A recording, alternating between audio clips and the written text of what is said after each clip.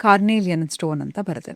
Carnelian ಬಂದ್ಬಿಟ್ಟು ಯಾರು ಈಗ ಎಕ್ಸಾಂಪಲ್, ನನಗೆ ಲೈಫಲ್ಲಿ ಸ್ಟೆಬಿಲಿಟಿ ಇರಲ್ಲ, ಸಡನ್ ಏನೋ ಒಂದು ಕಡೆ ದುಡಿತೀನಿ ಮೇಡಮ್, ಕಷ್ಟಪಟ್ಟು ದುಡಿತೀನಿ, ಅದ್ರ ಹಣ ನಿಲ್ಲದೇ ಇಲ್ಲ, ಬಂದಿದ್ದೆಲ್ಲ ಖರ್ಚಾಗ್ಬಿಡುತ್ತೆ.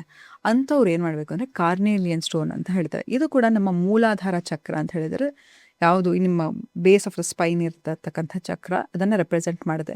ಅದು ಕೂಡ ನಿಮ್ಮ ಮೂಲಾಧಾರ ಚಕ್ರ ನಿಮ್ಮ ಫಾದರ್ ವುಂಡ್ಸ್ ಆಗಿರ್ಬೋದು, ಅಥವಾ ಆನ್ಸಿಸ್ಟರ್ ಪ್ರಾಪರ್ಟಿ ಬರಬೇಕಾಗಿರ್ಬೋದು, ಇದು ಜಗಳ ಕದನಗಳಾಗ್ತಿರುತ್ತೆ ಮನೆಯಲ್ಲಿ, ಪದೇ ಪದೇ ಆಸ್ತಿಗೆ ದ್ವೇಷ ಮಾಡೋದು, ಅಥವಾ ಇನ್ನೊಂದೇನೋ ಕೋರ್ಟಲ್ಲಿ ಸುಮ್ಮನೆ ಕೇಸ್ ಹಾಕೋದು, ಅಂಥದಕ್ಕೆ ಪರಿಹಾರ ಕಾರ್ನೇಲಿಯನ್ ಸ್ಟೋನ್ ಕೂಡ ಯೂಸ್ ಮಾಡ್ಬೋದು. ಇದು ಆಪರ್ಚುನಿಟಿಯನ್ನು ತರುತ್ತೆ. ನಿಮಗೆ ಬೆಸ್ಟ್ ಕಾಂಬಿನೇಷನ್ ಅಂತ ಹೇಳಿದ್ರೆ ಕಾರ್ನೇಲಿಯನ್ ಸಿಟ್ರಿನನ್ನು ಟಂಬಲ್ಸನ್ನು ಮಿಕ್ಸ್ ಮಾಡಿ ಸೌತ್ ವೆಸ್ಟ್ ಡೈರೆಕ್ಷನಲ್ಲಿ ಇರ್ತಕ್ಕಂಥದ್ದು ಸ್ಟೋನ್. ಹೌದು. ನಂತರ ಇನ್ನೊಂದು ಅಂತ ಹೇಳಿದ್ರೆ ಕ್ಲಿಯರ್ ಕ್ವಾರ್ಟ್ಸ್ ಅಂತ ಸಿಗುತ್ತೆ. ಕ್ಲಿಯರ್ ಕ್ವಾರ್ಟ್ಸ್ ಏನಿಲ್ಲ, ಸ್ಫಟಿಕಮಣಿ ಅಂತ ಹೇಳ್ತೀರಲ್ಲ ಅದು ನೋಡಿ, ನಿಮಗೆ ಇದೆಲ್ಲ ನಂಗೆ ತೊಗೊಳಕ್ಕೆ ನನಗೆ ಎಲ್ಲಿ ಸಿಗತ್ತೆ ಗೊತ್ತಿಲ್ಲ, ಅಥೆಂಟಿಕ್ಕಾಗಿ ಸಿಗತ್ತೆ ಗೊತ್ತಿಲ್ಲ. ಸ್ಫಟಿಕಮಣಿ ಯಾವ ಇಂಟೆನ್ಷನನ್ನು ಹಾಕಿದ್ರು ಕೂಡ ಅದನ್ನು ಮಾಡ್ತಾ ಹೋಗುತ್ತೆ. ಮನೆಯಲ್ಲಿ ಎಲ್ಲ ಮೂಲೆಯಲ್ಲೂ ಒಂದಿಷ್ಟು ಆಲಮ್ ಸಿಗುತ್ತೆ, ಎಲ್ರಿಗೂ ಮನೆಯಲ್ಲಿ ಸಿಗುತ್ತೆ. ಆಲಮ್ಮು, ಉಪ್ಪು, ಲವಂಗ, ಇದನ್ನು 4 ಡೈರೆಕ್ಷನಲ್ಲಿಟ್ಟು 2 ಸ್ಫಟಿಕ ಮಣಿಗಳನ್ನು ಹಾಕಿದ್ರೆ ಕೂಡ ನಮ್ಮ ಮನೆಯಲ್ಲಿ ಯಾವುದೇ ಇರ್ತಕ್ಕಂಥ ನೆಗೆಟಿವ್, ಕೆಲವು ಸತಿ ಯಾರೋ ಒಬ್ರು ದೃಷ್ಟಿ ಹಾಕ್ಬಿಡ್ತಾರೆ, ಏನೋ ಕಣ್ಣು ಹಾಕ್ಬಿಡ್ತಾರೆ ಅಂತ ತಿಳ್ಕೊಳ್ಳಿ, ನಿಮ್ಮ ಸಂಪತ್ತಿಗೂ ದೃಷ್ಟಿಗೂ ಏನಕ್ಕೂ ಸಂಬಂಧ ಇಲ್ಲ. ದೃಷ್ಟಿಯಿಂದ ರಿಲೇಶನ್ಶಿಪ್ ಹಾಳಾಗತ್ತೆ. ಸಂಪತ್ತು ಅನ್ನೋದು ನಿಮ್ಮ ಕರ್ಮ ಫಲವಾಗಿ ಸಿಗತ್ತೆ. ಆಯ್ತಾ? ಸೊ ಇವಾಗ ಅಂಬಾನಿಗಳು ಎಷ್ಟೊಂದು ಡ್ರೆಸ್ ಮಾಡ್ಕೋತಾರೆ, ಅವರಷ್ಟು ಜೋರಾಗಿ ಮದುವೆ ಮಾಡಿದ್ರೆ ಅವ್ರಿಗೆ ಆಗಲ್ಲ ಅಂತ ಇಲ್ಲ.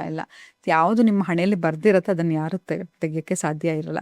ರಿಲೇಷನ್ಶಿಪ್ಗಳು ಹಾಳಾಗುತ್ತೆ. ಪ್ರೀತಿಯನ್ನು ನಾವು ವ್ಯಕ್ತಪಡಿಸೋದಾಗಿರ್ಬೋದು, ಮತ್ತು ತುಂಬ ಅವ್ರ ಬಗ್ಗೆ ಹೇಳೋದು, ಅಲ್ಲಿ ಇಲ್ಲಿ ಹೇಳೋದು. ಯಾಕಂತ ಹೇಳಿದ್ರೆ ಎಲ್ಲರ ಮನೇಲೂ ದೋಸ್ತಿ ತೂತೆ ಇರುತ್ತೆ. ಆದರೆ ಕೆಲವು ಸತಿ ನಾವು ಎಷ್ಟೋ ಸತಿ ನೋಡಿರ್ತೀವಿ, ಆಚೆ ಕಡೆ ಚೆನ್ನಾಗಿ ಫೋಟೋ ಹಾಕ್ತಾರೆ, ಮನೆ ಒಳಗಡೆ ಜಗಳ ಆಗ್ತಾ ಇರುತ್ತೆ.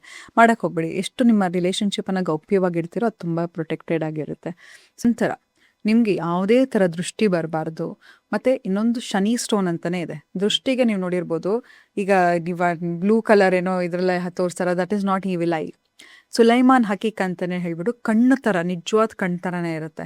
ಅದನ್ನು ಮನೆ ಮುಂದೆ ಹಾಕೋದಾಗಿರಬಹುದು, ಅಥವಾ ನಿಮ್ಮ ಎಲ್ಲಿ ನೀವು ದುಡ್ಡು ಸಂಪತ್ತನ್ನು ಇಡ್ತೀರಾ ಅಲ್ಲಿ ಇಡೋದಾಗಿರಬಹುದು. ಇದನ್ನು ಮಾಡಿದಾಗ ಇಟ್ ಅಟ್ರಾಕ್ಟ್ಸ್ ಮೋರ್ ಮನಿ. ದೃಷ್ಟಿ ಬೀಳಲ್ಲ. ಎಷ್ಟೋ ಜನ ಸಂಪತ್ತಾಗಿರ್ಬೋದು ಅದನ್ನು, because I always tell money is silence. ಈಗ ನೀವು ಒಂದು 5 ಸ್ಟಾರ್ ಹೋಟ್ಲಿಗೆ ಹೋಗಿ, ಎಲ್ಲಾದರೂ ಒಂದು ದೊಡ್ಡ ಜಾಗ ಹೋಗಿ, ಇಟ್ಸ್ ಆಲ್ ಕ್ವೈಟ್. ಸಂತೆಯಲ್ಲಿ ನೋಡಿ ಜೋರು ಗಲಾಟೆ ಮಾಡ್ತಾ ಇರ್ತಾರೆ, ಸದ್ದು ಮಾಡ್ತಾ ಇರ್ತಾರೆ.